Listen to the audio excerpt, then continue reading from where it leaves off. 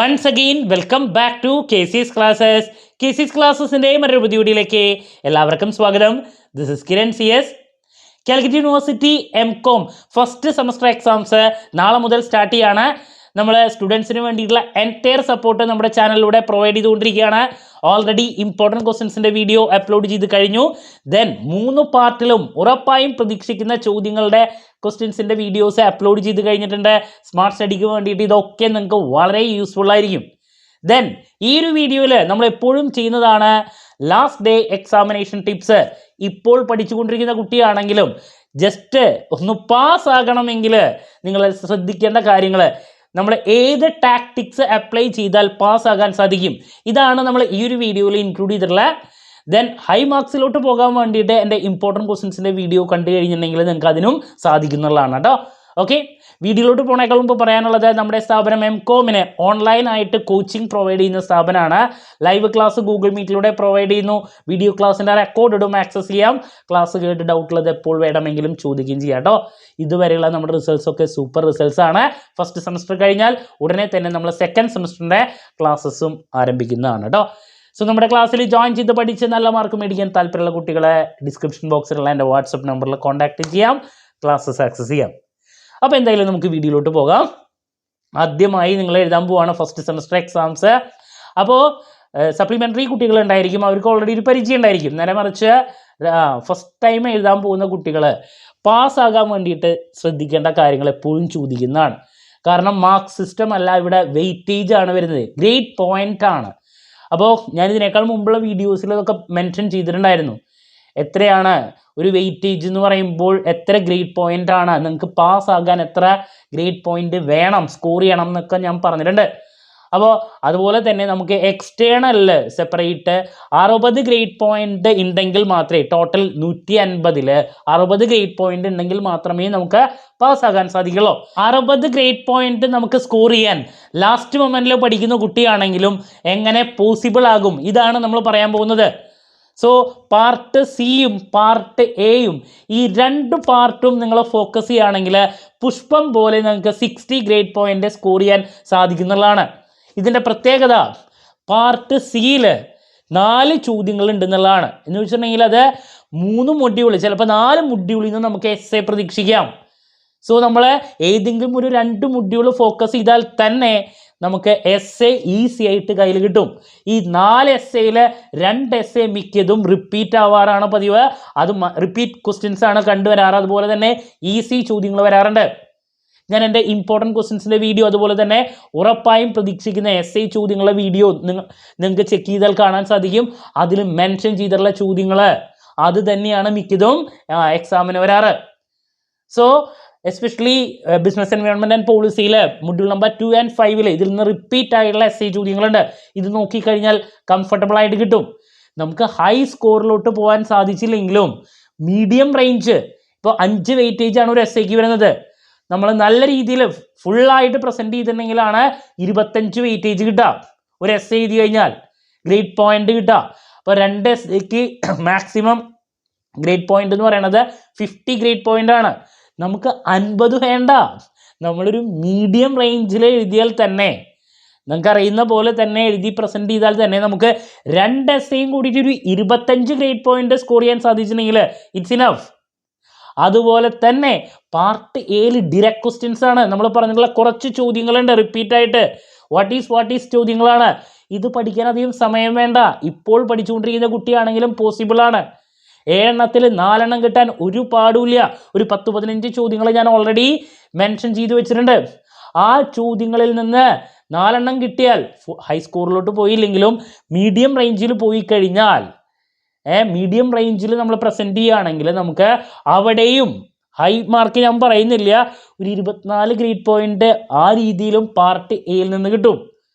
ഒരു വെയിറ്റേജ് എന്ന് പറയുമ്പോൾ 5 ഗ്രേഡ് പോയിൻ്റ് ആണ്.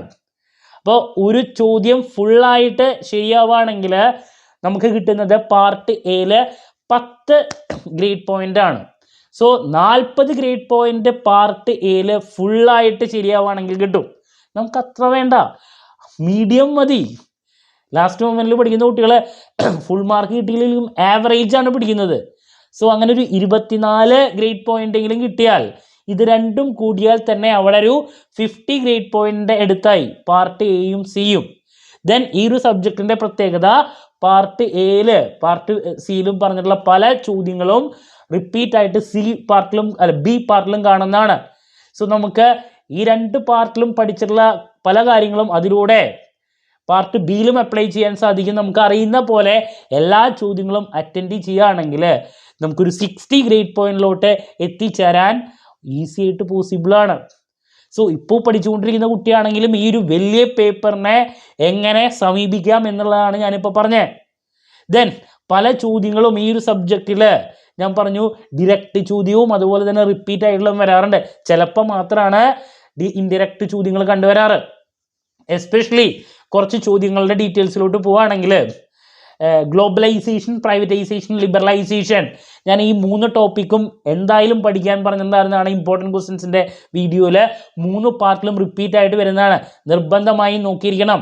ഫിസ്ക്കൽ പോളിസി, മോണിറ്ററി പോളിസി നിർബന്ധമായും നോക്കിയിരിക്കണം. എക്സിം പോളിസി, ലാസ്റ്റ് മൊഡ്യൂളിൽ നിന്ന് ഈ പറയുന്ന Kasturi Rangan report, consumer protection act, RTI, planning commission of India, ഇതൊക്കെ റിപ്പീറ്റ് ആയിട്ട് വരുന്ന ചോദ്യങ്ങളാണ്. നിർബന്ധമായും നോക്കിയിരിക്കണം. അതുപോലെ തന്നെ ഫസ്റ്റ് മൊഡ്യൂളിൽ നിന്ന് ചിലപ്പോൾ മാത്രമാണ് SI ചോദ്യം കണ്ടുവരാറ്.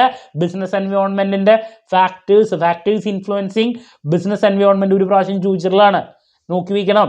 ദെൻ നീതി ആയോഗ് റിപ്പീറ്റാണ്, ഫെമ റിപ്പീറ്റാണ്, GST റിപ്പീറ്റാണ്, ഗ്രീൻ ഫിനാൻസിങ് റിപ്പീറ്റാണ്, ഫിൻടെക് റിപ്പീറ്റാണ്. Then cryptocurrency, Kyoto protocol repeat ആയിട്ട് വരുന്ന ചോദ്യം. ഗ്ലോബൽ വാർമിംഗ്, പൊല്യൂഷനിലെ ഏതെങ്കിലും ഒരു pollution, water pollution, air pollution, land pollution റിപ്പീറ്റാണ്. ഒരു കാരണവശാലും ഈ പറഞ്ഞ ചോദ്യങ്ങളൊന്നും സ്കിപ്പ് ചെയ്യരുത്. അപ്പോൾ ഇതൊക്കെ ഡയറക്റ്റ് ചോദ്യങ്ങളാണ്. Then unemployment, inflation, poverty, black money, ഇതിലേതെങ്കിലും ഒരെണ്ണം മിക്ക പേപ്പറുകളിലും മാറി മാറി വരുന്നതാണ്. FDI, FPI, FII റിപ്പീറ്റ് ചോദ്യങ്ങളാണ് ഇതൊക്കെ. അപ്പോൾ ഇങ്ങനെയുള്ള കുറച്ച് കാര്യങ്ങൾ ഡയറക്റ്റ് ചോദ്യങ്ങൾ നമ്മൾ നോക്കിക്കഴിഞ്ഞാൽ തന്നെ നമുക്ക് പാസ് മാർക്കല്ല അതിനേക്കാൾ കൂടുതൽ മാർക്സിലോട്ട് ഇപ്പോൾ പഠിച്ചുകൊണ്ടിരിക്കുകയാണെങ്കിലും എത്തിച്ചേരാൻ സാധിക്കും. Then challenges of Indian economy after new economic policy, അതും ഈ പറയുന്ന പാർട്ട് ബിയിലും പാർട്ട് സിയിലും കണ്ടുവന്നിട്ടുള്ളതാണ്. ലാൻഡ് റിഫോംസ് റിപ്പീറ്റ് ആയിട്ട് കണ്ടുവന്നിട്ടുള്ളതാണ്. അപ്പോൾ ഡിറക്റ്റ് ആയിട്ടുള്ള ഞാൻ ഈ പറഞ്ഞ ചോദ്യങ്ങൾ നിങ്ങൾ ഫോക്കസ് ചെയ്താൽ തന്നെ ലാസ്റ്റ് മൊമെൻറ്റിൽ പഠിക്കുന്ന കുട്ടിയാണെങ്കിലും ഈ 2 പാർട്ട് സിയും പാർട്ട് എയും ഫോക്കസ് ചെയ്ത് പുഷ്പം പോലെ പാസ്സാകാൻ സാധിക്കും. ഫുൾ മാർക്ക് വേണമെന്ന് നമുക്കില്ല. നമ്മൾ ഈ രീതിയിൽ പ്രസൻറ്റ് ചെയ്താൽ നമുക്ക് ഗ്രേഡ് പോയിന്റിലോട്ട് സിമ്പിളായിട്ട് എത്തിച്ചേരാൻ സാധിക്കും. ദെൻ നിങ്ങൾ ശ്രദ്ധിക്കേണ്ട നെക്സ്റ്റ് ഇമ്പോർട്ടൻ്റ് ആയിട്ടുള്ളൊരു ചോദ്യം, ഒരു കാര്യം എന്ന് പറയുന്നത് എല്ലാ ചോദ്യങ്ങളും അറ്റൻഡ് ചെയ്യുക. അറിയുന്ന പോലെ തിയറി അല്ലേ, മിക്കതും ഡിറക്റ്റ് ചോദ്യമായിരിക്കും. പാർട്ട് എയിൽ വരാം, അതുപോലെ തന്നെ സിയിലും വരാം. ഇൻഡയറക്റ്റ് ചിലപ്പോൾ ബിയിലാണ് വരാം. കഴിഞ്ഞ പ്രാവശ്യം അത് ഈസി ആയിട്ടുള്ള ഡിറക്റ്റ് ചോദ്യങ്ങളാണോ വന്നേ, നിങ്ങളുടെ ഭാഗ്യം പോലെ ഇരിക്കും. അപ്പോൾ ഒറ്റ ചോദ്യം സ്കിപ്പ് ചെയ്യരുത്. ഫുൾ അവേഴ്സ് നിങ്ങളെ എക്സാം ഹോളിൽ നിർബന്ധമായും സ്പെൻഡ് ചെയ്യണം. ഈ രീതിയിലുള്ള ഒരു അപ്രോച്ച് നിങ്ങൾ ഫോളോ ചെയ്യുകയാണെങ്കിൽ ഈസി ആയിട്ട് പാസ്സാക്കാൻ സാധിക്കും. ആരും വറി ചെയ്യേണ്ട ആവശ്യമില്ല. ഓക്കെ. ദെൻ കുട്ടികൾ എപ്പോഴും പറയുന്നതാണ് ഒരുപാട് സംശയങ്ങൾ ഇനിയുണ്ട്. ഓരോ വ്യക്തികളുടെയും സംശയങ്ങൾ ഡിഫറെൻ്റ് ആയിരിക്കും. സോ ദാറ്റ്സ് വൈ ഞാൻ 8 മണിക്ക് ഇന്ന് ലൈവ് സെഷൻ വയ്ക്കുന്നുണ്ട്, നിങ്ങൾ അറ്റൻഡ് ചെയ്യാം. ഓക്കെ. സോ ക്ലാരിറ്റി കിട്ടിയെന്ന് വിചാരിക്കുന്നു. സോ കറക്റ്റ് സമയത്ത് എക്സാം ഹോളിൽ എത്താം. ഫുൾ സപ്പോർട്ട് നമ്മൾ ചാനലിലൂടെ പ്രൊവൈഡ് ചെയ്തിട്ടുണ്ട്. നിങ്ങൾക്ക് ഫുൾ കോൺഫിഡൻസോട് കൂടിയിട്ട് എക്സാമിന് പ്രസൻറ്റ് ചെയ്യാൻ സാധിക്കട്ടെ. ഒരു പ്രശ്നം ഉണ്ടാവില്ല. അവസരം കളയരുത്. അറിയുന്ന കാര്യങ്ങൾ മാത്രം എഴുതുക. അങ്ങോട്ടും ഇങ്ങോട്ടും നോക്കി സമയം വേസ്റ്റ് ചെയ്യാതിരിക്കുക. ഓക്കെ. നീറ്റ് ആൻഡ് ക്ലീൻ ആയിട്ട് പ്രസൻറ്റ് ചെയ്യുക. ഈ രീതിയിലൊക്കെ ചെയ്യുകയാണെങ്കിൽ ഞാൻ പറയുന്നു ദൈവം നിങ്ങളുടെ കൂടെ തന്നെ ഉണ്ടായിരിക്കും. അനുഗ്രഹിക്കട്ടെ. So all the very best. Clarity കിട്ടിയെന്ന് വിരിക്കുന്നു. ഈ ഒരു സബ്ജക്റ്റിനെ അപ്രോച്ച് ചെയ്യേണ്ട രീതി ലാസ്റ്റ് മൊമെൻറ്റിൽ പഠിക്കുന്ന കുട്ടികൾ മൊഡ്യൂൾ നമ്പർ 2, മൊഡ്യൂൾ നമ്പർ 5 ഈ 2 മൊഡ്യൂളും കൂടുതൽ ഫോക്കസ് ചെയ്യണം. ഞാൻ ഓൾറെഡി ചെയ്തിട്ടുള്ള ഇമ്പോർട്ടൻറ്റ് ക്വസ്റ്റ്യൻസിൻ്റെ വീഡിയോ ഉറപ്പായും പ്രതീക്ഷിക്കുന്ന റിപ്പീറ്റ് ചോദ്യങ്ങളുടെ വീഡിയോസ് ഒക്കെ നിങ്ങൾ ശ്രദ്ധിക്കുക കേട്ടോ. അതിൽ നിന്നുള്ള ചോദ്യങ്ങൾ തന്നെ ആയിരിക്കും വരാൻ. ക്ലാരിറ്റി കിട്ടിയെന്ന് വിചാരിക്കുന്നു. സോ 8 മണിക്കത്തെ ലൈവ് സെഷൻ എല്ലാവരും അറ്റൻഡ് ചെയ്യുക. സോ അതിനുശേഷം നാളെ എക്സാമിന് ശേഷം എക്സാം റിവ്യൂ ആയിട്ട് വീണ്ടും കാണാം എന്നുള്ള പ്രതീക്ഷയോടെ നിർത്തുന്നു. This is Kiran CS signing off. Have a nice day. Thank you and all the very best.